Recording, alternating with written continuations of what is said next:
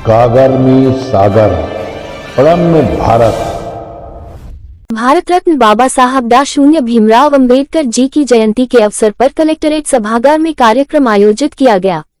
जिलाधिकारी अनुज सिंह, अपर जिलाधिकारी राम भरत तिवारी, नगर मजिस्ट्रेट कृष्ण नंद Tiwari, joint magistrate Nitin Singh सहित अन्य अधिकारियों एवं कर्मचारियों ने बाबा साहब के चित्र पर माल्यार्पण कर नमन किया।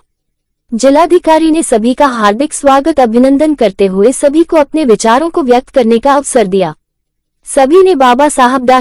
भीमराव अंबेडकर की दी गई शिक्षा को वर्तमान में प्रासंगिक माना।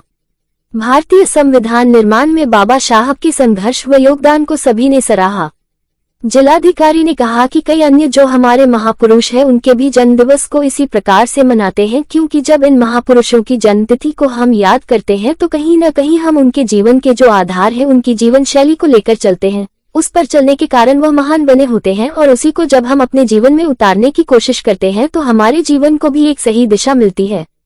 उन्होंने कहा कि शिक्षा ऐसा हथियार है जिससे एक पीढ़ी यदि मेहनत कर जाए और अपने बच्चों को अच्छी शिक्षा प्रदान कर दे तो आगे आने वाली पीढ़ियां की परेशानी काफी कम हो जाती है।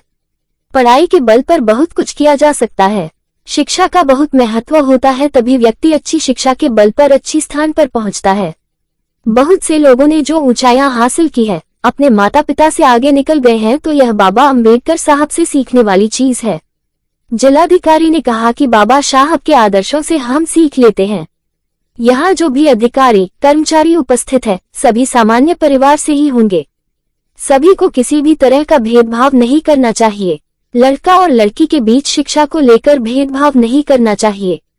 बेटी के शिक्षित होने से समाज अधिक शिक्षित होता है, परिवार प्रगति करता है। बाबा साहब सही को सही और गलत को गलत बोलने से कभी कतराए नहीं है। वैचारिक मतभेद अलग होने के बावजूद भी बाबा साहब ने देश व समाज हित में ही कार्य किया। जिलाधिकारी ने बाबा साहब के दर्शन को संविधान से जोड़ते हुए प्रासंगिकता पर प्रकाश डाला। आज अभी जो कुरीतियां समाज में रह गई है, सभी के बोलने से उस कुरीतियों की दूर करने का प्रयास किया जाएगा। सभी लोग अपने सहयोगियों से अच्छा व्यवहार रखें। जिलाधिकारी ने कहा कि सभी को वेतन मिलता है सच बोलने का, सच लिखने का, सच के साथ रहने का। अतः हम सबको सच का अनुसरण करना चाहिए। और उस देश को चलाने वाले संविधान में उस समय के सबसे योग्यतम व्यक्तियों का चयन हुआ। आप इसी से अंदाज लगा सकते हैं कि बाबा साहब में क्या योग्यता थी, जिन्हें संविधान सभा का अध्यक्ष चुना गया। हम सभी जानते हैं कि उस समय तमाम देश आर्थिक और सामाजिक असमानता से जूझ रहा था और हम लोग बड़े भाग्यशाली, मैं मानता हूं कि हम लोग राजस्व में तैनात हुए और हमें बड़े रिमोट, मतलब वो उन अंतिम पायदान में खड़े व्यक्तियों से भी पाला पड़ता है, हमें सेवा का मौका मिलता है। तब जाके हमें यह अंदाज लगता है कि उस समय की तत्कालीन परिस्थितियां कितनी विषम सामाजिक परिस्थितियां रही होंगी। सर्वप्रथम तो हम उनके 133वें जन्म दिवस की आप सभी को बधाई देना चाहता हूं। उनके त्याग की जीवन में इतनी कहानियां हैं। बताते हैं कि जब वो लंदन गोलमेज सम्मेलन के लिए जा रहे थे तो उनका बेटा बीमार था। उनकी पत्नी ने उनको रोका जाने से, तो उन्होंने कहा नहीं, आज एक बेटे के लिए नहीं, मुझे लाखों बेटों के लिए जाना जरूरी है। और वो लंदन गए, उनका बेटा एक्सपायर हो गया। उनके संघर्ष की पूरी जीवनी भरी हुई है।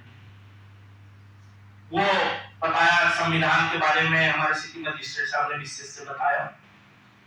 उसके बावजूद भी उन्होंने, जब वो कानून मंत्री थे तो बहुत काम किया। नारियों के लिए और बच्चों के लिए उन्होंने बहुत काम किया। 14 साल के बच्चों के लिए, जो उस समय जो है बड़े खतरनाक जो भी फैक्ट्रियां हुआ करती थी, उसमें वो छोटे बच्चे काम करते थे, उसमें उन्होंने प्रतिबंध लगाया कि 14 साल के बच्चे उन फैक्ट्रियों में काम नहीं करेंगे। उन्होंने कानून मंत्री रहते हुए निर्धारित किया कि कितना समय ये सरकारी कर्मचारी कार्य करेंगे। नारी बच्चों के लिए उनका पूरा जीवन समर्पित रहा। उनसे शिक्षा जो सबसे बड़ी हमें मिलती है वह यह है कि इतनी योग्यता, इतनी प्रतिभा होने के बावजूद उन्होंने अपने परिवार के लिए केवल न सोचकर पूरे देश के समाज के लिए सोचा और संविधान जो बनाया वह एक निचले तबके से लेकर और ऊपर के बैठे हुए लोगों तक उस संविधान में सबको स्थान दिया। आज जो महापर्व हम मनाने जा रहे हैं या जिसकी शुरुआत हो चुकी है, 2-3 चरणों के नामांकन भी हो चुके हैं, यह उनकी ही देन थी या उनके ही चेयरमैनशिप के नेतृत्व में जो संविधान बना उसमें हमें लोकतांत्रिक व्यवस्था को जो स्थान प्रदान किया गया, जिसमें एक गरीब, एक बहुत ही निरीह व्यक्ति को भी अपने मत को प्रयोग करने का, अपनी सरकार चुनने का, अपना प्रतिनिधि चुनने का जो स्थान दिया गया वह उनकी ही देन थी। तो मैं स्वागत करता हूँ कि ये एक बड़ा ही एक सुअवसर होता है जब हम लोग यहाँ पे एकत्रित होते हैं और बाबा साहब भीमराव अम्बेडकर जी जो हमारे संविधान के निर्माता के रूप में हम उन्हें जानते हैं क्योंकि वो संविधान सभा के अध्यक्ष थे, उनके जीवन पे, उनके विचारों पे यहाँ पे हम चर्चा करते हैं और उनसे सीख लेने का प्रयास करते हैं। हम